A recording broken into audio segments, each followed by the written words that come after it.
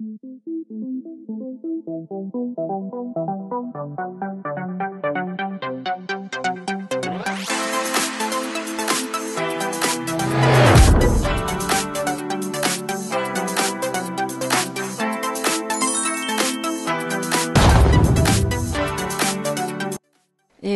안녕하십니까. 이제 본 수업 들어가도록 하겠습니다. 이제 가정과 이제 임정혜라고 하고요. 예, 처음 보는 얼굴들이 아무래도 많으시네요. 자, 오늘은 이제 1년의 첫 수업이고, 이제 가족생활부터 개강을 하게 될 텐데, 저희가 진짜 갈수록 수업 분량이 많아지다 보니까, 옛날에는 가족을 1주 했던 거를 지금 2주 하다가 지금 3주를 하고 있는데 작년 같은 경우는 보강까지 했던 상황이에요. 그래서 일단 수업 시간을 좀 길게 잡아놨고요. 근데 저희가 그 판서 수업을 하다가 이렇게 PPT로 바꿔보니까 시간이 많이 줄어들기는 하더라고요. 그래서 작년보다는 조금 부담이 줄어들지 않으실까라는 생각을 좀 하고 있는 그 상황입니다. 그리고 조금 수업을 빨리 나가기 위해서 원래 설명의 오리엔테이션 동영상은 따로 제작을 했고 개별적으로 보고 오시라고 좀 부탁을 드렸는데 아마 못 보고 오셨을 분들이 많으실 것 같아서 길게는 안 하고 간단하게만 할 거고요. 그리고 뭐 자세하게 기출해설 강의라든지 조금 더 오리엔테이션을 자세하게 보고 싶다라고 하실 때에는 그 카페를 통해서 좀 확인하실 수가 있을 거라 가지고 잠깐 소개를 드리도록 하겠습니다. 저희 이제 이게 카페 주소인데요. 색깔이 파란색이라서 잘 안 보이네요. 일단은 그 가정 임용이라고 카페 이름이 되어 있습니다. 여기 들어가셔서 일단 등업방 신청을 하셔야 각종 자료를 볼 수가 있고, 뭐 동영상방은 등업방을 안 들어가셔도 그냥 보실 수 있게 해놓았는데, 내가 이제 등업을 신청을 해서 각종 자료를 보고 싶다 하실 경우에는, 그 직강생의 경우는 실명을, 인강생의 경우는 아이디를 적어 주셔서, 이렇게 잠금 표시를 해가지고 남들에게 오픈 안 되게 그냥 저만 볼 수 있게 보여주시면은 제가 등업 처리를 해드릴 거예요. 우수 회원으로. 그러면 제한이 되는 정보가 있고 아닌 정보가 있어서 그 확인하실 수가 있으실 거고요. 그 다음에 그 동영상방이라고 하는데 가시면은 그 오리엔테이션 자료가 있어요. 지금 89번이 마지막 자료인데 기출 해설 강의 올해 거고요. 그다음에 바로 밑에 88번이 임용고시에 대비 요령 한 50분 정도의 분량을 갖고 들어가 있는데 뭐 다 안 보셔도 크게 문제는 안 되시도록 일단 간단하게 요약 정리해서 지금 이 부분을 조금 진행해 드리도록 하겠습니다. 뭐 시험을 혹시 올해 초수다 이런 분들 한번 손 한번 들어보시겠어요? 재수가 더 빠를 것 같아요. 재수 이상이다. 예, 재수 이상이다. 그래도 반반이네요. 더 많이는 물어보지 않을게요. 부담스러우니까 재수 이상으로 퉁쳐서 가도록 하겠고요. 논술이 작년부터 없어지게 됐던 걸 알고 계실 것이고 그 B에서도 기입형이 두 문항이 들어가고 있는 것들도 알고 계실 거라고 생각이 듭니다. 제도적으로 좀 바뀌었고요. 그리고 아예 초수분들은 답안지도 본 적이 없이 바로 시험장에 가시는 경우도 있길래 혹시 몰라서 이렇게 생긴 답안지예요 라고 저희가 좀 보여드리려고 갖고 왔습니다. 1교시는 교육학이고 2교시 3교시가 전공이지요. 이제 전공 A, 그 다음에 전공 B 해서 이렇게 이제 저희가 무려 90분 동안 이 두 페이지를 채우시는 건데 보시면은 이제 사실은 되게 작은 분량이에요. 그죠? 근데 이거를 1년 내내 공부해가지고 여기다가 딱 채우고 나오실 때 약간의 허탈함과 약간의 허망함과 여러 가지 감정이 올라오실 수 있으실 것 같아요. 저희가 어쨌든 요 4페이지를 바닥을 그냥 빽빽하게 채우기 위해서 1년을 또 열심히 준비한다라고 생각하시면 될 것 같고요. 답안지 쓰는 요령 같은 경우도 잘 모르시는 경우들이 초수분들은 많이 있으셔서 문제풀이반 들어갈 때 그런 요령들에 대해서는 다시 한번 알려드리도록 할 거고요. 이론반에서는 이런 답안지를 연습을 하지는 않을 겁니다. 이제 문제풀이반 좀 들어가게 되면은 이런 형식의 답안지를 갖고 연습을 하고 전달 검사를 받으실 거고요. 그 다음에 모고반을 가게 되면은 요 실전 답안지랑 똑같은 거로 연습을 하시게 될 거예요. 두께도 다르고 약간 그 매끄러움도 다르기 때문에 그냥 안 써보는 것보다는 익숙하게 연습을 하시고 나서 쓰시는 것이 훨씬 좋으실 거고요. 그리고 이론반에서도 저희가 형성평가를 합니다. 이렇게 이제 자세하게는 안 하지만 10문제 정도의 형성평가를 매주 이제 저번 주 배웠던 내용들을 하고 있는데 그것도 저희가 답안지 확인을 할 거예요. 물론 희망자에 한해서 진행이 될 거니까 희망하시는 분은 하시고 희망하지 않으시는 분은 나중에 이제 다음 주에 명렬표하고 그 스케줄표를 뒤에 붙여드릴 건데 보시고 안 하실 분들은 X를 쳐주시면 되고요. 순번은 좀 바꿀 거예요. 많은 분들이 계시기 때문에 1번부터 뭐 몇 번까지 정해놓고 계속 루틴하게 돌리면은 계속 앞에 하시는 분 앞에 하시고 뒤에 하시는 분 뒤에 하시기 때문에 순차적으로 돌아갈 수 있게끔 해서 답안지 쓰는 연습을 이제 하게 될 거라는 걸 말씀을 드리도록 할 거고요. 논술이 사라졌기 때문에 상당히 부담은 좀 적을 수 있습니다. 예, 그래도 올해부터는 2020년도 시험 봤을 때 논술이 줄어들었던 그 부담은 확실히 좀 많이 느껴지는 상태였었고요. 문제도 보니까 평이한 편이더라고요. 그냥 무난하게 공부를 했다라고 했을 때에는 많이 채울 수 있었었는데 물론 사이드도 나오기는 나오죠. 근데 웬만해서는 맞추기가 어렵다. 그걸 맞추려고 하지 말고 그냥 누구나 알 수 있는 거 기본적인 것들을 해결하고 가시면은 크게 문제가 되지 않으실 거라고 이제 생각하시고 공부하실 때 항상 기본기 요걸 잘 가주시면서 가시면 될 것 같아요.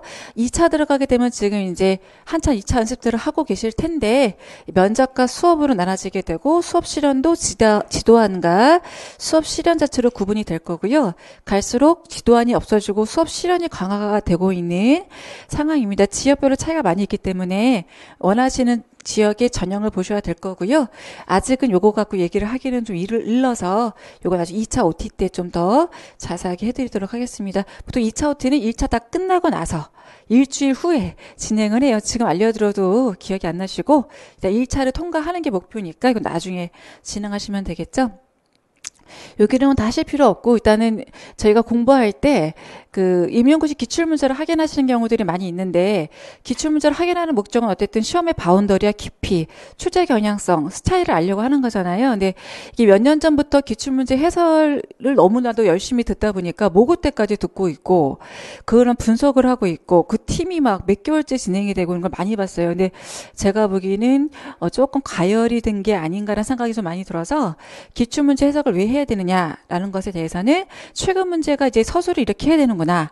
최근 4년 정도의 문제를 갖고 직접 서술하는 연습을 하는 것들은 필요할 수 있는데 그 이전의 모든 시기의 문제들을 다 빽빽히 분석한다라고 하는 것은 좀 시간적으로 봤을 때 유용하지 않을 수 있고요. 초수들의 경우에는 더욱더 무슨 말인지 몰라요. 아예 알 수가 없어서 저희는 수업을 어떻게 진행하냐 하면 내용 진행하고 바로 기출문제를 바로 진행해요. 그러면 내용 이해가 기출문제를 통해서 풍부하게 이해될 수 있는 부분들이 있기 때문에 그렇게 진행을 하면서 제가 내용을 풍부하게 가는데 만약에 나는 이제 굉장히 공부를 많이 했고 재수 삼수를 막 이제 지나쳐 와서 나는 그냥 기출을 보면서 자꾸 외우도록 할 겁니다라고 하시는 분들이라면 기출문제 해설 강의가 따로 있습니다. 그거 이제 제공되는 강의들이 있는데 그것만 돌려셔서 들어도 상관은 없으세요. 근데 정말 고수들이 경우에 해야 된다고 생각이 들고요. 저 소수분들한테 지금 이제 서비스로 제공이 되고 있기는 한데 초반에는 듣는 걸 권유하고 싶지 않습니다. 다시 문풀 때 그런 강의는 들어도 되고 안 들어도 되고 어차피 수업 시간 도중에 해주고 있다라는 얘기를 좀 드리도록 하겠고요. 참고 도서들인데요. 어차피 프린트물들이 다 있으니까 이제 각 파트가 들어갈 때마다 이제 확인하시면서 좀 공부를 해주시면 되는데 굉장히 최소한의 자료들만 지금 올려드린 상태예요. 그러니까 좀 부교재처럼 이제 제가 교과서처럼 볼 수 있는 책들만 실어드린 상태이고 이것만 해도 굉장히 많은 자료들이 있고 프린트물로도 나가 있거든요. 예, 그런데 저희가 요거 말고도 보고 싶다라고 하는 경우는 어차피 저희 이 교재에 참고 문헌이 다 수록이 되어 있으니까 약한 부분은 확인하셔서 들어가시면 될 것 같고요. 지금 저희가 오늘 이제 가족 파트 들어가다 보니까 가족 파트에서 가장 좀 무난하게 줄 수 있는 아이들이 요 정도가 있습니다. 아이고 부모교육 이론책을 안 갖고 왔네요. 아동 발달의 이론이라고 또 정어풍 교수님 책이 하드카바가 있고요. 오늘은 거의 이제 아동 발달의 이론에 해당하는 내용을 진행을 할 거고, 그 다음에 다음 주에는 이걸 토대로 해서 부모 교육 책도 들어갈 거예요. 그랬더니 정업분 교수님 책인데, 부모 교육 책들이 굉장히 또 많은데, 정업분 교수님 책이 제일 정확하더라고요. 그래서 책을 굳이 구입하고 싶으신다면 이걸 권장해 드리는데, 구입을 안 해도 웬만큼 저희가 정리를 할 수 있으니까, 내가 자세하게 공부하고 싶다라고 하는 경우 구비하시면 되고, 아동 발달의 이론은 한 권 정도는 공부하시면서 병행해서 보시면 좋을 것 같아요. 이게 어떻게 병행해야 되냐 하면, 이게 책을 탁 1페이지부터 끝까지 읽게 되면은 기억에 잘 남지를 않아요. 그래서 제가 권유하는 건 수업을 이렇게 듣는 거죠. 수업을 듣고 나면은 요 해당하는 인간 발달 개념에 대해서 전공서의 해당 파트를 읽어보는 정도. 그래서 오늘 수업을 만약에 5시간 듣잖아요. 그러면 당일 복습하시면 2-3시간이면 복습이 끝나실 수가 있어요. 근데 그 다음날 자고 일어나서 하면 5시간 이상이 걸리기도 해요. 그래서 저는 바로 복습하는 걸 권장을 많이 드리는 편입니다. 그래서 바로 복습을 하시고 그 다음날 이제 전공서를 펴보시면서 요 내용에서 이렇게 선생님이 간단하게 정리를 한 것 같은데 전공서도 이렇게 내용이 나와 있네. 이렇게 좀 비교 대조를 하실 수 있는 방법도 있고요. 나는 굳이 요 책이 아니라 다른 전공서를 가지고 좀 더 풍부하게 해볼래 이렇게 하실 수도 있습니다. 인간발달 책도 굉장히 종류가 많거든요. 근데 제가 이거를 실어드린 거는 그동안 기출이 많이 되었고요. 그리고 보기가 좋아서 내용의 정확도가 높아서 드린 건데 거의 다 그래요. 선정 이유들은 그런 기준으로 선정을 해드리는데 그러다 보니까 제가 주교재를 지금 만들 때에도 이 책들이 많이 들어가 있습니다. 그래서 나는 요건 마스터가 많이 됐으니까 다른 책을 보고 싶어. 그러면 다른 교수님의 다른 책들을 병행을 해서 보셔도 오히려 더 좋을 수도 있고 내가 이제 역량에 따라서 취향에 따라서 이제 하실 수가 있으니까 그런 식으로 복습을 해주시고 가시면은 좋으실 것 같아요. 그다음에 이제 가족학을 3주째 이어서 하시게 될 건데 이게 지금 가장 무난한 책이고 기출이 제일 많이 됐어요. 가족관계 유영주 교수님 건데 옛날에 새로운 가족학이라고 굉장히 두꺼운 책이 있었거든요. 그 정도까지 보실 필요가 없고 요 정도 보시면 되는데 기출이 박박박박 거의 뭐 다 훑듯이 되어버린 상태인데 이 책이라 그런 게 아니라 모든 가족학이 지금 문제가 바닥이 난 상태예요. 그러니까 너무 많은 세월 동안 기출을 해내다 보니까 사실은 웬만하면 다 기출이 됐다라고 봐도 과언이 아닌 상태라고 볼 수가 있어서 뭐 가족학, 가족관계학은 사실은 거기일 수 있는데 약간 문제가 되는 경우는 어떤 경우들이냐 하면 건강가족의 특성 같은 자료들이 웬만해서는 이제 보통 정도의 자료가 뭐 2페이지다 그러면 4페이지, 5페이지를 할애하는 책들이 있어요. 이런 책들 두께부터가 다르죠. 건강가정의 특성에 대해서 나왔을 때 이 책에 있는 내용을 기준으로 해서 기출문제가 나와버렸어요. 그러니까 이게 똑같은 핵심 개념인데 옛날의 문제들은 좀 간단하고 굵직하고 중요한 걸 위주로 자료를 뽑아서 냈다면 지금 문제들은 좀 조금 틀리게 해야 되잖아요. 어차피 나올 건 뻔하고 정해져 있는 바운더리인데 제출제를 하는 경우에 굉장히 자세한 자료를 갖고 추려져 내는 경우들이 있다 보니까 일부는 저희가 이렇게 두꺼운 책을 구비를 해서 좀 첨가해 드리게 되는데요. 이거를 주교재로 삼게 되면 두께가 어때요? 너무 힘들죠. 그래서 이거는 참고적으로 조금 그런 특이한 내용들을 다루고 싶으실 때만 참고적으로 보시면 되고 뭐 제가 이런 자료들을 추려서 올려놨으니까 이렇게 공부를 해야 되는구나. 기본적인 건 기본적인 골격을 세우지만 일부 반복 기출이 되고 굉장히 중요한 내용들에 대해서는 최고로 자세한 책을 뽑아서 문제를 내고 있으니 문제를 봤을 때 대체 이건 어디서 나오는 거야? 이럴 수 있구나 라고 생각하시고 가시면 되고요. 뭐 그런 경우는 거의 다 틀린다고 보시면 돼요. 사실은. 그렇게 마음 무겁게 하지 마시고 그냥 요것만 잘 본다. 예를 들면 우리 학원 교재만 잘 본다. 이런 마음을 가지고 공부해 가시면 되실 거라고 생각이 듭니다. 나머지도 이제 파트 들어갈 때마다 하나씩 그때그때 설명을 드리도록 할 거고요. 예. 네, 교과서들인데 지금 교과서 이제 실업계 교과서라든지 중고등학교 가정과 교과서들이 출제가 거의 안 됩니다. 한동안에는 출제가 많이 되었어 가지고 교과서, 기술가정 교과서에 심화 문제가 나온다라든가, 가정과학에 나와 있는 속담이 나온다라든가, 이런 게 2000년대에는 굉장히 많이 있었거든요. 근데 최근에는 거의 없습니다. 심지어 실업계 교과서의 내용들도 나오고 있지 않은 상황들이기 때문에 시간이 없죠. 저희가 시간이 없으니까 이거는 이렇게 X자 치고 그냥 일단 전공서 위주로 우리 교재 위주로 가셔도 제가 보기에는 크게 무리가 없으실 것 같아요. 2차 때는 필요하겠죠. 2차 때는 이제 교과서 2-3권 정도 구비를 하셔서 보시고 가시면 되고요. 이렇게 해서 간단하게 설명을 드렸고, 강의의 흐름은 일단 1월부터 6월까지는 이론반 갑니다. 자, 이론반 가는데 이제 초수하고 재수 정도까지만 설명 다시 한번 드릴게요.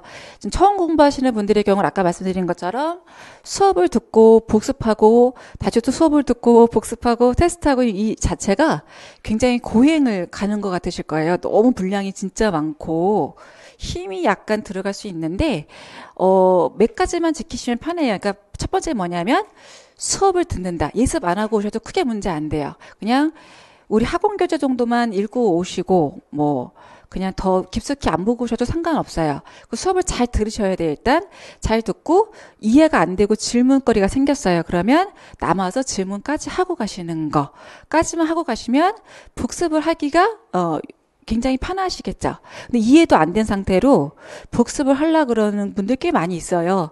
제가 찬찬히 보고 검토한 다음에 이해를 해보고 이해가 안 되면 질문을 드릴게요. 이렇게 하고 가시는 분 꽤 있는데 시간이 너무 많이 걸리겠죠. 설명 들으면은 1분이면 끝나는데 혼자 그걸 이해를 하고 자료를 뒤지고 어디 있을까 찾다가 시간을 너무 많이 보내게 되니까 그거보다는 그냥 빨리 물어보시고 해결을 한 다음에 복습만 하면 되게 이게 더 빠르잖아요. 이제 복습은 쭉 하고 가시고 복습은 당연하시고 그 다음에 전공서를 다 보지 않으셔도 돼요. 어차피 이게 필요한 것만 찾아서 보시는 정도 하시면서 이제 교육학은 뭐 월요일 화요일을 하시든지 위기적으로 하시고 그러다가 저희 또 목요일 수업이니까 테스트를 위한 이제 테스트 해야 되니까 수요일날 다시 또 정신을 차려가지고 공부했던 걸 한 번 더 돌려보면서 테스트를 대비하고 다 테스트를 또 하죠.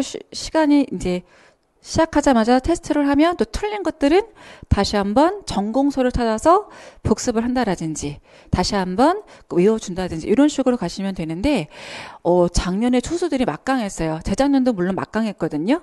근데 재작년에 초수들부터 분위기가 어땠냐면 3학년 때부터 듣고 왔더라고요. 수업을. 그래서 혹시 지금 3학년들 있으실까요? 3학년? 있지만 손을 들기가 눈치가 보이죠. 지금 분위기가. 작년에 3학년 손 들어보라 했더니 좀 많이 드시더라고요. 직강을 안 나왔어도 인강어를 많이 듣는 것 같아요. 근데 눈빛이 잘 이해하는 눈빛은 아니에요. 솔직히 말씀드리면 그냥 듣는 것 같아요. 현장 분위기를 방학 때가 아니면 느낄 수 없다 그래가지고 이렇게 앉아 있으려고 오는 것 같은데 잘 못 알아들어도 버티는 느낌이 정말 들어요. 근데 이제 이 사람들이 4학년이 돼서 다시 또 교생 실습도 하고 바쁜 학교 일정 속에서 또 공부를 또 해요. 이때 조금 더 집중을 해서 듣고 몇 가지 파트는 좀 자신감을 얻으면서 이렇게 쉬운 가족 같은 경우는 조금 힘을 얻으면서 열심히들 해요. 그러다가 보통 되는 경우도 있지만 안 되는 경우도 많겠죠. 그런 경우에 그 다음에 딱 졸업을 해요. 그리고 본격적으로 공부를 시작을 하더라고요. 그러니까 이분들이 바로 붙어버리는 거예요. 지금 분위기는. 그러니까 그냥 사실 초수가 아닌 경우도 많고 아예 그냥 생짜였는데 졸업하자마자 해서 붙는 경우도 있고 4학년 때 붙는 경우도 있고. 근데 이 학생들 특징이 뭐냐면 1월부터 전력 투구를 하더라고요.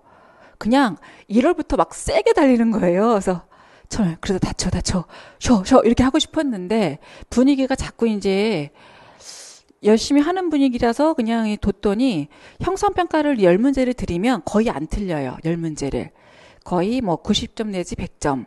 뭐 80점 보면 막 못 본 거 이런 식으로 자신의 어떤 능력치를 그러니까 암기까지 최대한 할 수 있는 데까지 하면서 갔던 학생들이 지금 1차를 가뿐히 붙었고 재작년에는 서울컷이 너무 높았었잖아요. 막 65점 이래버리니까 62점이라 떨어지고 막 이런 상태 초수들이.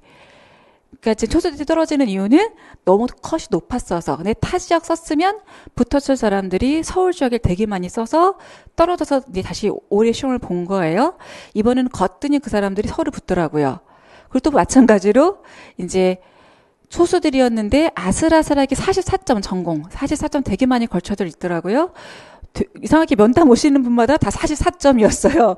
저한테 오신 분만 그런지는 모르겠는데 거기다가 교육학이 11점, 12점, 15점, 17점 막 다양하더라고요. 그래서 교육학이 11, 10이 나오는 경우는 별로 여태까지 본 적이 없는데 약간 방심했구나. 기존에 너무 잘해왔던 거예요, 교육학을. 그러니까 전공에 힘을 실다 보니 참석도 거의 받아본 적도 없습니다. 뭐 1열 수업만 듣다가 이제 대충 했습니다 그러는데 옛날에는 그렇게 해도 15, 16점을 받았던 분들이 올해 문제가 약간 애매했다는 말들이 있기는 있는데 그래도 11점 받아버리니까 44점 나왔는데 11점 받았고 서울 순위가 떨어지는 거예요. 근데 이제 똑같이 44점을 받았는데 교육학이 15점, 뭐 17점 이렇게 받게 되면은 어떤 지역은 붙고 어떤 지역은 떨어지고 뭐 이런 식으로 당락을 결정하고 있는 상황이어서 교육학도 지금 방심할 수 있는 상황은 아닌 것 같다. 근데 이제 기존에 공부해왔던 분들, 교육학에 자신 있었던 분들의 경우는 그런 방심들이 올해는 조금 많이 나와서 전공에서 큰 차이가 벌어지는 경우보다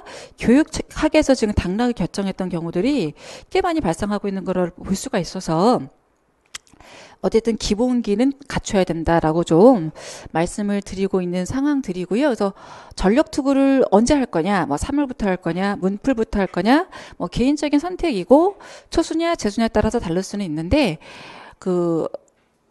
그런 분이 감부터 잡을래요. 올해는 감 잡고요. 내년에 본격적으로 하고 이렇게 할래요. 하지 마시고 그냥 바로 하시면서 감 잡고 바로 공부도 하시는 게 지금은 좀 필요하지 않을까. 안 그러면 굉장히 오랫동안 가셔야 되는데 임용 공부는 정말 한 4년 가면은 절대 힘들어요. 너무 1년도 힘든데 2년은 그래 필수, 3년은 선택, 4년은 정말 너무 고행이 되거든요. 그래서 이제 빨리 그냥 끝내실 수 있게 체력 관리 하시면서 그냥 한번 봐보지 뭐가 아니라 보실 거면 확실하게 열심히 하시면 좋을 것 같고요. 그리고 어떤 분은 보니까 문풀반에 안 들어가셨더라고요. 1호는 되게 열심히 했는데 막 링게를 맞고 막 코피가 터지고 막 눈에 핏발이 서고 막 하면서 했는데 문풀 들어가려니까 자신이 없는 거예요. 초수들이 문풀 안 들어가요. 내가 더 완벽하게 공부하고 들어가야지. 내가 지금 문풀 들어갔다가 아니지. 계속 총명 보다가 시험 적응이 안 되는 상태로 시험장 가면은 이게 굉장히 차이가 많이 벌어져요. 그래서 부족하든 안 부족하든 어떻게 해라? 일정을 따라가라. 그냥 안 되면 안 되는 대로 따라가다 보면 완성도가 높아지게 되어 있어요. 어떤 분들은 정말 공부 잘하는데 꼭 시험장 갈 때 안 간대요. 몇 분 그 얘기 많이 들었는데 꼭 그런 분들 매년 그러시거든요. 너무 슬프잖아요. 근데 시험장은 안 가고 나중에 답지를 그 문제지를 보니까 다 풀 수 있는 거예요. 많이 너무 비참하죠. 근데 성격이 불안하셔서 이제 완벽하게 하려고 그러시는 경우들인데 그럴 필요 절대 없다. 그냥 다 똑같다. 사실은 다 거기세요. 선생님들 차이가 크게 없어요. 거기다가 약간의 운도 작용을 하고 끝에 얼마나 흔들리지 않느냐, 얼마나 그냥 나의 투지와 의지로 마이웨이를 하느냐에 따라서 이게 정말 1점, 2점 차이로 좀 엄청나게 많이 좀 있거든요, 사람들이. 그래서 다 거기고 특별할 것도 없고 다 고만고만 하니까 그냥 열심히 해보는 것이 좋다라고 좀 말씀을 드리고 싶고요. 그리고 재수하시는 분들인데 재수하시는 분들의 경우 일단은 1차 복귀를 꼭 권장을 좀 하고 싶어요. 1차 복귀를 해보시고 내가 정답이 좀 부족했다라고 생각이 들 때 어떤 부분에서 부족했는지를 꼭 점검해 보시는데 안 되면 교육청이라도 가셔서 답지를 좀 확인하시는 과정들이 필요하실 거라고 생각이 듭니다. 그리고 바로 1월부터 또 이제 재수하시면 또 시작하시는 분들은 정말 그래도 힘든 마음을 극복을 하고 바로 시작을 하시는 것들일 텐데 이론반 수업 듣고 그분들은 문제풀이반 작년에 자료 드린 거 있어요. 문제를 병행해서 풀면서 외우시면서 가시는 것도 좋은 방법이 될 수 있을 것 같아요.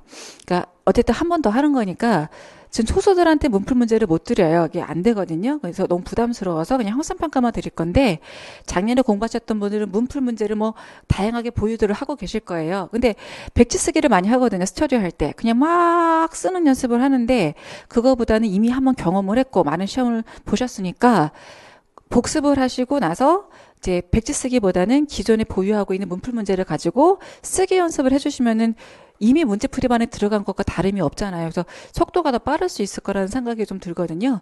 작년에도 저희가 이제 문풀 문제를 작년 문제 섞고 올해 문제 섞어서 이게 파트가 안 빠지게 누락이 안 되게 문제를 깨알같이 좀 많이 드렸는데 되게 신기했던 거는 작년에 드렸던 문제를 이제 작년에 수업 들었던 분들이 오셨으니까 다 알 텐데 하지만 그래 공부니까 그래 어쨌든 문제를 많이 주자 많이 주서 많이 공부를 하면 좋지라고 줬는데 못 풀더라고요.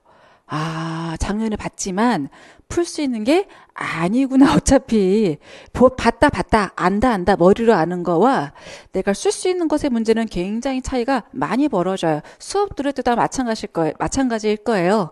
다 아는 거네. 다 알아. 다 아는 거고 지루하고 때로는 막 이렇게 그냥 약간 게을러지기도 하고 딴 생각도 들었다가 이렇게 갈 수도 있거든요. 근데 그렇게 하시면 수업을 듣는 의미가 없고요. 수업을 들으면서 어떻게 해야 되느냐.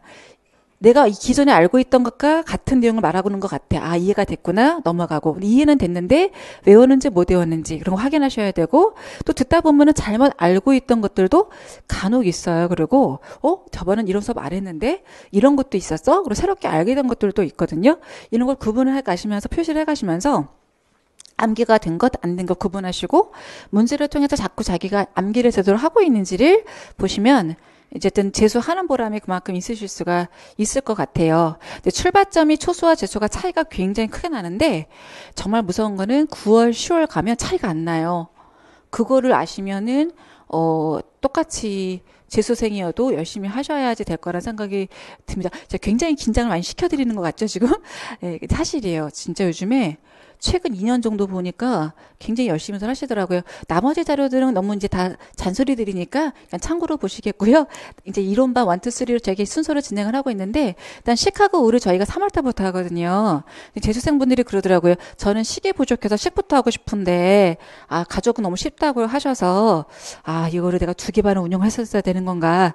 초수분들 바로 식부터 들어가면 좀 어려울 것 같아서 일부러 초수분들 생각해서 처음은 쉬운 거 가고 나중에 식을 가는 거거든요. 근데 이제 나는 재수를 하고 있는데 특히나 식가가 많이 부족하다라고 생각이 드신다면은 작년 강의를 좀 참고한다라든지 작년 교재나 작년에 봤던 전공서들이 있다면 그거를 갖고 조금 더 못했던 그 파트들을 보완하시면서 가시는 것들도 좋으실 거라고 생각이 듭니다. 예, 그다음에 문제풀이반인데, 작년에 해보니까 이론반도 중요하지만 더 중요한 게 문제풀이반이었다. 본격적으로 외우기 싸움. 왜냐하면 6개월 지나니까 이론반 내용 다 까먹었어요. 그죠? 가족 1월에 했는데 이제 7, 8월에 가족 들어가면 다 기억이 안 나거든요. 근데 그 과정 속에서 기억이 안 나고 문제를 풀면서 너무 어이가 없고 실망스럽고 각종 감정이 드러나도 다시마 복습 위주로 하면서 깨알까지 채우면서 외워서 가시면 이게 엄청나게 완성도가 올라갈 수 있는 기간이거든요. 그래서 제가 9주를 지금 문제풀이반을 잡고 있는데, 여기서 거의 완성도를 높인다라고 생각하시면 되고요. 깨알같이 파트가 누락되지 않게끔 저희가 정리를 문제와 함께 할 거기 때문에 여기서 본격적인 좀 게임이 시작될 수도 있을 거다라는 생각이 좀 드는 부분들이 있습니다. 그래서 요때 좀 열심히 하시면 될 것 같고요. 모고 들어가시게 되면은 요때부터는 실전하고 똑같은 시간대를 갖고 교육학은 우리 학원 교육과 선생님들 문제지를 골고루 돌려가면서 받아요, 저희가. 그래서 그거를 제공을 해드리고, 그 다음에 이제 전공 A와 B를 동일한 시간대와, 이거 이제 시험 시간대와 분량을 갖고 진행을 하게 되는데, 요때 본격적으로 할 것은 제대로 쓰는지, 내가 실수하지는 않는지에 대한 연습을 하셔야 돼요. 근데 이것도 의외로, 실수들을 많이 합니다. 그리고 작년에 제가 5회까지밖에 안 했는데 초수들이 보니까 5회 때부터 스피치가 팍 올라가더라고요. 4회나 5회 때부터. 그래서 1회 더 해야겠다 싶어서 6회까지 제가 만들어 놓은 거거든요. 그래서 지금 시간이라는 게 좀 드는 싸움이구나. 그러니까 이론을 공부하는 것도 시간이 걸리죠. 일정 정도에 뛰어넘는 건 없거든요. 근데 문제풀이나 모고를 하면서 문제에 적응하는 훈련을 하는 것들도 일정한 시간이라고 하는 것들이 소요가 되더라고요. 그래서 내가 건너뛰는 것은 없고 시간을 얼마나 잘 알뜰하게 쓸 것인지를 보시면서 좀 공부를 해가시면은 또 좋으실 것 같다 생각이 들었습니다. 간단하게 좀 설명을 드렸고요. 자, 오늘부터 이제 가족 생활을 들어갈 거고, 이제 가족 생활 이게 이제 목차입니다. 아시다시피 약간 이제 인간 발달과 가족화 크게 2가지로 구별이 되고 있었던 것을 아실 수가 있고요. 요거 저희 학원 교재 앞쪽에 보시면은 평가 내용의 상세화라고 있어요. 그래서 제가 따로 자료를 만들어지진 않았는데 앞에 그 파란색 속지 보시면은 가정 과목 평가 영역 및 평가 내용 요소 상세화, 그래서 각 분야별로 평가 내용 상세화 내용들이 있습니다. 요 마지막 페이지 이렇게 보시면 제일 아래 칸에 가족생활 파트에 대해서 어떤 내용들이 들어가 있는지 요거를 다시 한번 이 표로 한 번 더 보여드린 것들이죠. 이제 가족생활 파트는 아까 말씀드린 것처럼 인간 발달과 가족화 파트로 구성이 되어 있고, 이제 오늘 진행할 내용들은 인간 발달의 이해예요. 기본적으로 인간 발달이란 무엇인지 개념을 이해를 하고, 다양한 학자들의 이론을 공부를 하고, 이제 연구 방법 등을 보시고요. 그 다음에 작년에 여기까지만 수업을 했더니 나중에 보강을 해야 되더라고요. 그래서 조금 더 추가할 게 어디까지 할 거냐 하면은 인간 발달 과정에서 이제 오늘 배우는 인간 발달의 이론들을 적용을 해서 요걸 그대로 적용해서 들어갈 건데 태내기부터 청년기까지만 저희가 수업을 오늘 진행을 할 예정입니다. 그리고 다음 주에는 이제 나머지 인간 발달 과정 성인기부터 쭉 진행을 하면서 부모된과 부모 역할은 부모 교육과 관련되는 내용들이에요. 그래서 아까 뭐 요런 책들을 참고해서 공부하시면 된다고 했던 내용들이 부모된과 부모 역할에 대한 그 파트였던 것이고요. 그다음에 이제 가족학 들어가게 되면 가족이란 것은 뭔지 개념과 유형과 구조와 기능 아주 기본적인 내용들이죠. 근데 지금 기출이 거의 다 정말 안 된 거 없이 거의 다 된 상태입니다. 예, 역할과 권력, 가족 가치관, 가족 생활 주기, 사회가 변함에 따라 가족이 어떻게 변화하는지, 한국 가족이 특히 어떻게 변화하고 있는지, 각종 가족의 이론에 대한 내용들까지 해서 2주차는 여기까지 저희가 진행을 할 예정이에요. 그리고 3주차로 들어가게 되면은 결혼과 가족 발달부터 해서 가족 복지까지 들어갈 건데, 올해 같은 경우 요 파트도 아주 깨알같이 출제를 해버려가지고, 진짜 그냥 기본 내용은 다 해야 되는구나. 선생님들 그러더라고요.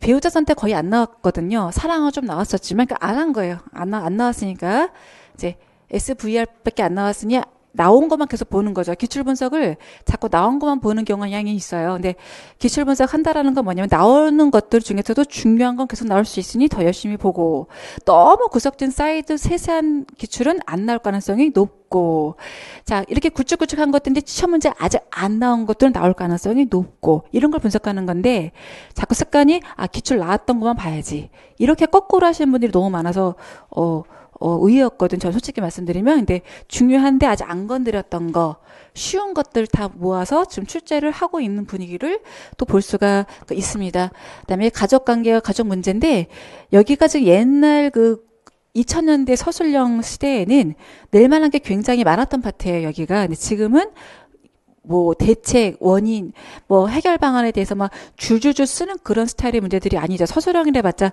4줄밖에 안 되는데 그것도 4줄인데 서술형 문화의 소문량이 거의 4개 정도씩 들어가 있는 경우들이 많아요. 그러면 줄줄줄줄 막 많이 쓰는 내용들은 물어볼 가능성이 없다라는 거거든요. 그래서 약간 그 출제 경향성이 달라지고 있는 거를 체급 문제를 통해서 자꾸 접근하면서 설명을 드리도록 할게요.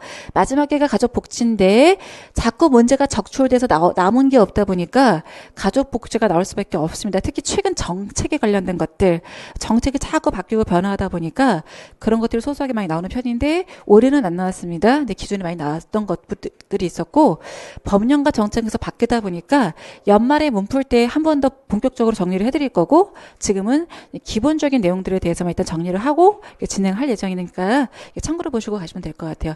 자, 이제 진도가 아까 말씀드린 것처럼 1, 2, 3, 4차 페이지로서는 저렇게 구별을 해서 진행할 예정이고요. 사족이 좀 길었는데 좀 본격적으로 조금씩 들어가도록 하겠습니다. 제가 수업할 때 하다 보면 1시간 반을 그냥 꾸덕 할 때가 많아서 일부러 아까 알람을 좀 걸어놨어요. 60분에 맞춰서 되도록이면 한 70분, 75분에 맞출 수 있게 해드릴게요. 제가 하다 보면 1시간 반도 가고 1시간 40분도 가고 막 그래서 그걸 좀 조절할 거니까 힘드셔도 조금씩 이제 쉬게 해드릴 거니까 참고하시겠고요. 자, 먼저 인간 발달의 개념과 특성입니다. 자, 뭐 이런 거 자체 발달의 개념을 서술하세요 라고 물어볼 가능성은 딱 봐도 별로 있어 보이지는 않죠. 근데 뭐 저희가 안 하고 할 수는 없으니까 출생 전부터 출생 후 다시 말하면 수정하는 그 순간부터 죽을 때까지 모든 행동 변화를 발달이라고 한다라는 내용들이고요.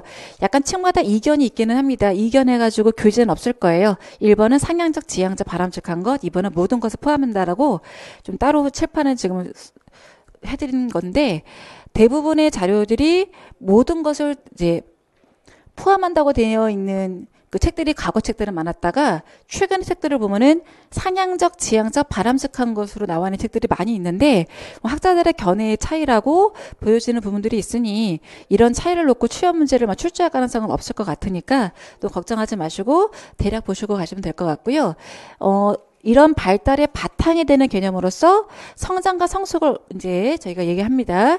자, 성장이라고 하는 건 양적 변화인데 예를 들면 키가 커진다, 몸무게가 증가한다. 이런 걸 저희가 성장이라고 부르고 있고요. 성숙이라고 하는 것들은 운동 기능이 좋아지거나 감각 기능이 좋아지거나 내분비선의 변화 기능이 좋아지는 것을 의미합니다. 일부러 올해는 이제 PPT 수업하면서 색깔을 좀 이렇게 포인트를 넣어드렸어요. 이렇게 해드려야 외울 때 키워드를 넣으면서 외우는 연습을 하실 수 있을 것 같아서 줄줄줄 이렇게 읽다가도 포인트, 나중에 서술랑 나왔을 때 개념 쓰세요 라고 했을 때 어떻게 외우면 편할까 이런 거 염두에 두시면서 보시고 가시면 될 것 같고요. 자, 그다음에 이제 학습과 발달의 차이라는 건데, 발달은 성장이나 성숙을 의미한다면은 학습은 연습과 경험 자체를 얘기하기 때문에 당연히 차이가 나겠지요. 그래서 크게 뭐 어려운 내용은 아니니까 이런 거는 가볍게 넘어가시면 되는데, 타교재는 또 잠깐 인간 발달의 개념에 대해서 다른 용어로 나온 게 있습니다. 참고로만 하시겠는데요. 아까처럼 출생 전부터 출생 후까지 일어나는 모든 변화다라고 하는 경우도 있었지만, 전생에 걸쳐서 신체, 인지, 사회, 정치적 특성 등 각 측면에서 일어나는 양적, 질적 변화를 의미한다라고 되어 있는 경우도 있는데, 그러니까 성장을 양적 변화라고 했었던 거 기억나시지요? 키가 커진다, 몸무게가 증가한다, 양적 성장, 양적 변화 이렇게 얘기하기도 하고요. 그러니까 운동 기능이 발달하거나 뭐 이런 것들, 감각 기능이 유능해지거나 이런 것들은 질적 변화 약간 접근하는 부분들이 있기는 있는데, 이게 그렇다고 딱 매칭해서 나오는 경우들은 별로 없어서 이해 정도만 하시고 가시면 될 것 같아요. 이렇게 보시고 가시겠고요. 자, 그러면 발달의 원리를 보실게요. 자, 인간 발달의 원리가 순서성, 연속성과 소소성 쭉 해가지고 5가지가 나와 있는데요. 참고를 하시면 됩니다. 이것도 이제 순서성, 발달에는 일정한 순서가 있다. 뒤에 계절의 성숙 이론에서도 이 얘기를 많이 하는 내용들인데, 어린아이들이 이제 머리에서부터 다리 순으로 발달을 한다. 예를 들면 목을 들고 가슴을 들는 운동부터 하면서 나중에 서른 운동까지 할 수가 있죠. 그래서 머리부터 두미 발달이라고 해가지고 머리부터 발달을 한다. 근데 중심부터 말초를 발달한다. 당연히 이 아이가 몸통을 쓰고 움직이고 어깨를 쓰다가 팔꿈치를 쓰고 나중에 손목을 쓰고 손가락을 쓰는 순으로 중심에서 말초로 전체에서 톡수를 발달하는 건 당연하겠죠. 그래서 순서성을 가지고 있다고 이해를 하는 것이고요.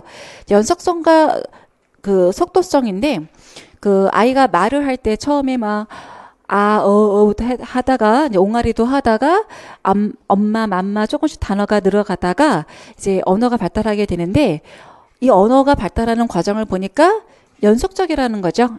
불연속적으로 갑자기 딱 계단식으로 어려운 단어를 갑자기 구사하는 게 아니라 연속적으로 계속적으로 발달해가는 모습을 보이고 있잖아요. 근데 그 속도는 다르더라.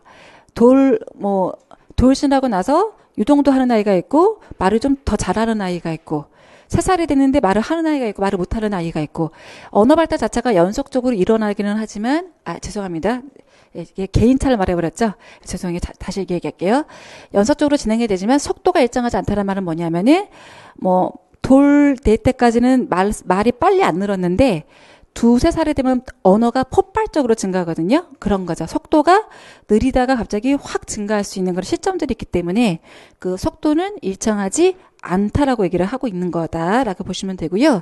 아까 말했던 게 개인차입니다. 사람마다 개인차가 있을 수 있다. 그다음에 상호작용인데, 이제 아까도 보셨지만 신체 발달, 인지 발달, 정서 발달 분야가 굉장히 많이 있는데 서로 긴밀하게 연결되어 있다라고 얘기를 하고 있고요. 보통 신체 발달이 지적 발달, 도덕성 발달과 관련이 되어 있다라고 연구 보고서들이 많이 있습니다. 예를 들면 초등학교 입학하자마자 앞줄에 앉아있는 키 작은 아이들이 있고 뒷줄에 앉아있는 키 큰 아이들이 있는데 뒷줄에 앉아있는 애들이 공부를 더 잘했다. 이런 얘기가 있어요. 그냥 보고서들이니까 나는 키 작았는데 이렇게 하실 수 있겠으나 보통 그랬다라는 거고, 이 아이들이 인지나 도덕성 발달에 있어서 좀 더 좋았다라는 얘기들을 합니다. 그 다음에 정서는 사회성 성격 발달하고 연관이 있다라고 말을 하는데 당연하죠. 3세 이하의 때 안정된 정서를 발달시킨 아이들이 다른 사람들과의 관계, 사회성 발달도 도움이 될 거고 성격도 더 좋아질 수밖에 없는 부분이 있으니 상호 연결되어 있다. 간단하게 보시고 가시면 되고요. 네, 분화와 통합. 아까 전체에서 특수로 이렇게 중심에서 말초로 계속해서 운동 기능이 분화되는 것이 당연한데, 이게 분화되면서도 이 여러 가지의 반응은 한 가지로 통합되어서 한 가지 행동으로 추구되어질 수 있죠. 저 멀리 있는 물건을 짚는다, 긴다, 어깨를 쓴다, 팔꿈치를 쓴다, 손목을 쓴다, 손가락을 쓴다. 여러 가지 기능들이 한 가지 행동에 통합되어서 일어날 수 있죠. 이렇게 분화 통합이 각자 일어날 수 있다라고 간단하게 이해하시고 넘어가시면 돼요. 여기까지 가벼운 개념들이었었고요. 아동 발달의 특성. 자, 아동 발달의 원리고 이 특성입니다. 제목이 조금 다르게 나오는 경우들도 있어요. 근데 뭐 제목이 약간 다르더라도 요런 내용인지를 알 수 있게끔 문제를 낼 거니까 걱정 안 하셔도 될 것 같고요.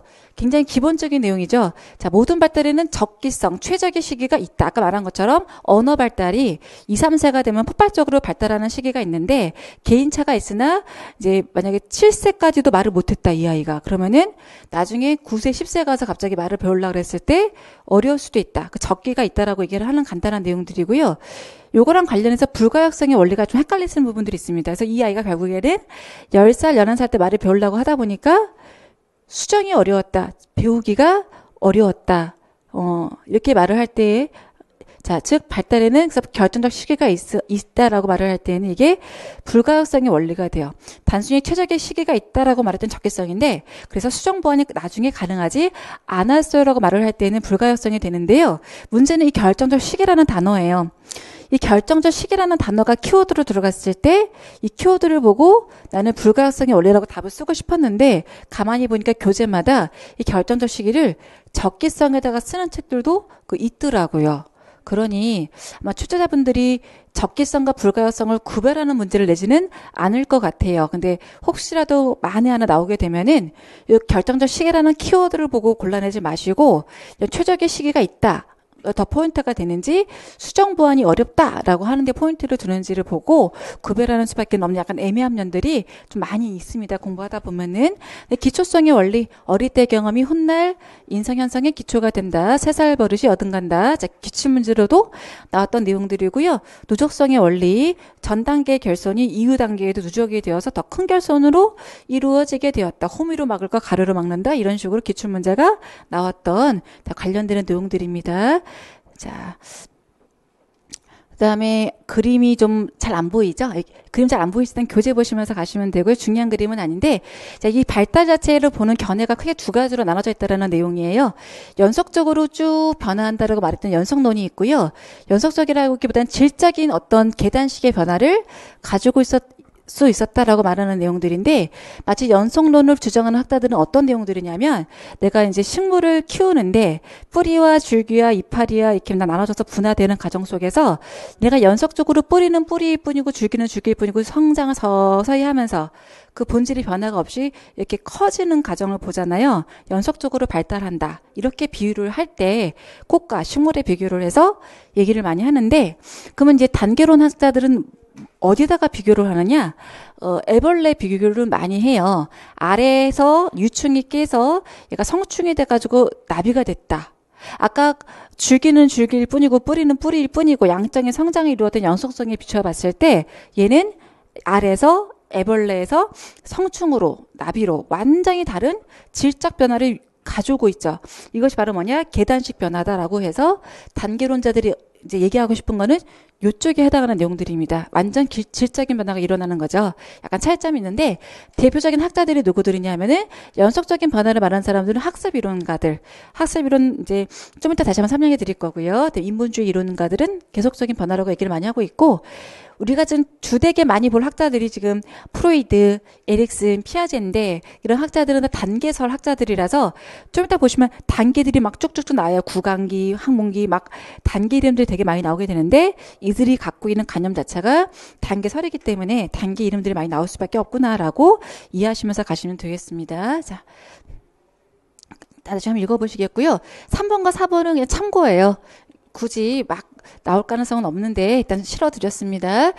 보시면 발달이 한 가지가 완성되고 났을 때 이걸 토대로 해서 또 다른 발달이 일어나고 있는 그런 모습을 보여줘요. 이 발달을 토대로 해서 또 다른 발달이 일어나고 있는 마치 파도가 일렁인 것 같이 발달이라는 것이 점성적으로 일어나고 있다. 이렇게만 이해하시고 가시면 되겠고요. 종형으로 종 모양을 갖고 있는 발달적 곡선인데 인생에서 서서히 속도가 느리게 발달하다가 갑자기 훅 증가하면서 정점을 이루다가 또 이렇게 또 쇠퇴하는 일련의 어떤 곡선을 그리고 있는 것이 이제 종형, 발달적 곡선에 대한 이제 내용입니다. 그래서 이해만 하시고 가시면 되겠고요. 자, 발달의 견해, 이번에는 또 다른 발달의 견해인데, 아까는 이제 계단형이냐, 연속형이냐라고 얘기했다면, 이번에는 발달의 원인이 성숙이냐, 즉, 유전이냐, 아니면 환경이냐, 이런 내용들이에요. 그래서, 성선론을 얘기했던 학자들은 대표적으로 루소, 뭐 에밀 이런 사람들이 유전이다, 다 모든 것은 유전이다라고 주장을 했는데 저희가 이제 가정과 교육학에서는 루소나 에밀을 거의 취급하지 않고요. 계절 위주로 많이 봅니다. 뒤에서 성속 이론이라고 하는 거 나올 거거든요. 기출이 이미 됐고요. 굉장히 저희 중요하게 보는 이론입니다. 모든 것은 유전자 기제에 따라서 정해진 시간표대로 자라나고 성장하게 되어 있다라고 얘기를 하는 거지요. 그 다음에 이제 환경론은 환경, 연습, 이런 것들이 중요하다고 했는데, 로크는 사람은 백지와 같다라고 얘기를 했습니다. 백지니까 뭐예요? 여기다 무엇을 쓰는지가 좌우한다. 즉 연습과 경험, 무엇을 백지에다가 쓰는지에 따라 사람은 달라진다라고 얘기했던 내용들이고요. 학습주의 이론, 행동주의 이론가들은 환경, 연습과 훈련의 어떤 역할을 굉장히 중요시했던 그런 특징들을 가지고 있죠. 마지막으로 상호작용론인데 두 가지 중도적인 입장을 가지고 있는 겁니다. 당연히 유전적인 영향도 있고 환경적인 영향도 있어 라고 말을 하는 거죠. 최근 학자들이 얘기를 할 때 일란성 쌍생아 놓고 실험한 내용들이 많이 나와요. 그럼 이제 좀 잔인한 실험들인데 한 아이는 굉장히 좋은 환경에서 키우고 한 명은 너무너무 열악한 환경에서 키워서 IQ 테스트를 하거나 키, 뭐 신장 이런 걸 특정하거나 그러는데 당연히 같은 유전 인자를 갖고 있는 일란성 쌍생아라도 좋은 환경에 있으면 IQ도 좋아지고 키도 더 크고 변화가 있는데 그거에 대한 편차가 플러스 마이너스 10%다. 라는 또 말이 있어요. 즉 유전 환경의 영향을 받기는 받지만 유전자의 영향 내에서 편차를 나타낼 수밖에 없었다. 이렇게 얘기를 하고 있기 때문에 두 개 다 영향을 준다라고 얘기를 하고 있다라는 거지요. 이 정도 이해하시면서 가시면 됩니다. 성숙론에서는 그래서 아까 말한 거 포인트 유전이다. 그리고 계절이라는 사람이 대표적인 학자들이고요.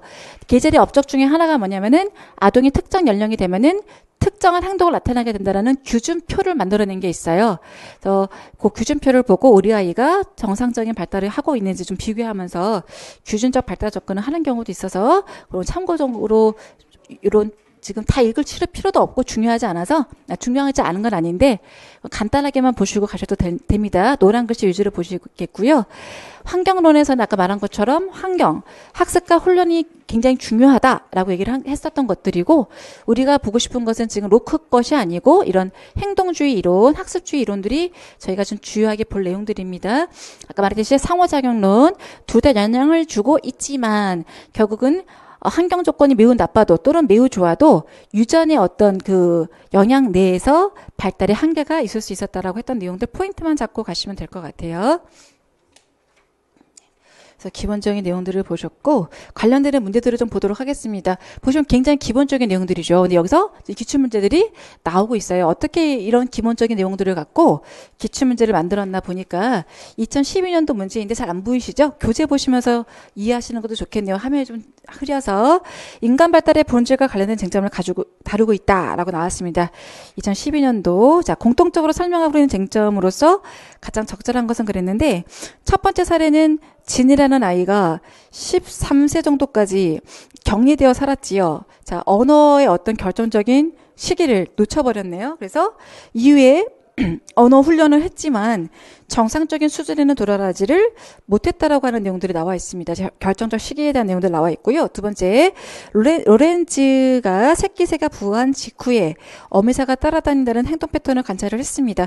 좀 이따가 동물 행동학을 할 건데 이제 유명한 일하니까 들어보셨을 거예요. 로렌즈가 거의 부화했을 때 모든 조류들은 처음 본 대상을 엄마라고 믿었기 때문에 따라다녔다라는 그런 내용들인데요. 차이가 뭐냐 하면 이미 부화했던 아이들은 따라다니지 않고 그러니까 부화할 때 봤을 때만 따라다니는 그런 차이점들이 있는 거죠. 예, 지금 그러니까 그 세 번째 줄 보시면 어미 오리가 부화한 집단의 새끼 오리는 태어나자마자 어미 오리를 따라다녔고 로렌즈를 본 새끼 오리들은 로렌즈를 어미처럼 저도 따라다녔다. 본 대상을 따라서 다녔다라는 내용들이어서 이게 다 결정적 시기에 대한 내용으로 이해하실 수가 있어가지고 정답은 3번이 되겠습니다. 만약에 이 시기를 놓쳤다 그런다면은 로렌즈를 봤더라도 따라다니질 않았다라고 이해하실 수가 있겠죠. 추가적으로. 그 다음에 7페이지에 있는 문제. 이게 이제 원래 가정과학 책에 나왔던 내용이에요. 이 당시에 가정과학 교과서에 있는 속담을 그대로 뽑아가지고 정말 그냥 편집해서 붙여놓은 문제가 당시에 되게 많았습니다. 지금 이 속담과 관련되어서 인간 발달의 원리, 쟁점을 찾아서 쓰고 여기 부합하는 바람직한 부모 역할까지도 제시를 해봐라. 단 서로 중복되지 않도록 해야 된다고 하고 있는데요. 윗물이 맑아야 아랫물이 맑다. 이게 이제 답이 뭘까 제가 지금 나온 게 공개가 안 돼 있다 보니까 제가 추정하는 답들입니다. 그래서 저희가 요거일 수도 있고 요거일 수도 있을 것 같은 내용들이 많이 있는데 아마 제 생각에는 환경의 영향이 좀 더 근접하지 않을까라는 생각이 좀 듭니다. 윗물이 맑아야 아랫물이 맑다. 엄마 아빠가 공중 질서를 잘 지켜야 아이들도 공중 질서를 잘 지킬 수가 있다. 환경의 영향을 받을 수밖에 없다. 이런 식으로 이해를 하는 게 좀 낫지 않을까 생각이 들고요. 아까 말했던 발달의 기초성, 사살버릇 여든까지 간다. 그다음에 한 어미 자식인데 다 아롱이 다 다르다라는 뜻이니까 개인차. 아까 말했듯이 호미로 막을 거 가래로 막았다. 전발달의 결함이 누적되었다라는 내용들에서 누적성이라고 보실 수가 있겠고요. 콩 심은 데 콩 났다. 유전인자. 엄마가 키가 작은데 애가 키가 크긴 좀 어려울 수 있다라든지 뭐 이런 식으로 얘기할 수 있는 부분이 되겠습니다. 문제가 이렇게 재밌게 출제가 됐었던 적이 있었구나. 참고로 보시고 가시면 될 것 같아요. 그다음에 이제 아동 발달의 이론을 들어가기 전에 좀 쉬었다 가는 것도 괜찮겠네요. 1시까지 쉬셨다가 인간 발달의 이론 이제 쭉 이제 각종 이론들을 들어가실 거예요. 좀 쉬시고 좀 이따 들어오십시오. 1시까지 들어오십시오.